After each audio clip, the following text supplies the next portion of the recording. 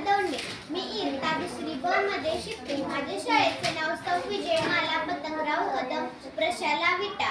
आज दिनांक 25/2/2026 रोजी आपल्या शाळेत मराठी भाषा गौरव दिनानिमित्त मी एक कथा सांगणार आहे. माझ्या कथेचे नाव आहे कष्टात कसली लाज. एका गावात एक हिरा नावाची महिला राहत असत. ती मोलमजुरी करून स्वतःचे व तिच्या मुलाचे पोट भरवत असत.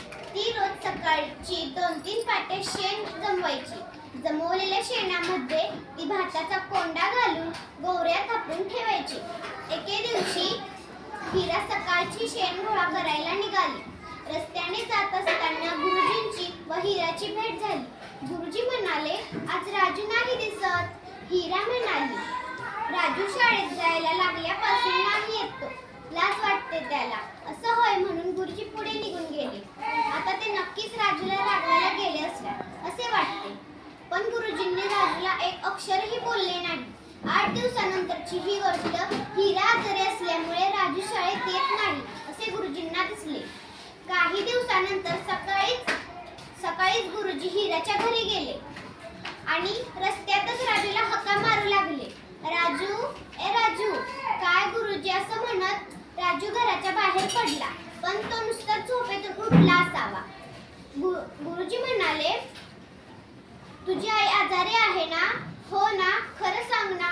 हो गुरुजी असं म्हणत राजू बाहेर आला. गुरुजी म्हणाले, चल तर मग आपण शेण गोळा करायला जाऊ. अंगणातल्या पाट्या उचलून शेण गोळा करू. आता राजूला काही बोलावे काहीच सुचेना. राजू म्हणाला, गुरुजी तुम्ही पण येताय? गुरुजी म्हणाले, हो, यात कसली लाज. शेण गोळा करणं हे काम तर फारच छान.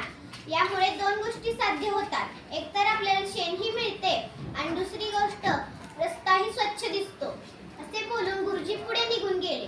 आता राजूलाही गुरुजींबरोबर जावेच लागेल. त्या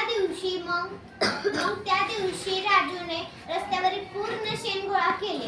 यानंतर तो कधीच कष्ट करायला लागला नाही. या कथेतून आपल्याला हीच शिकवण मिळते की कधीही कष्ट करताना लाज बाळगू नये. धन्यवाद.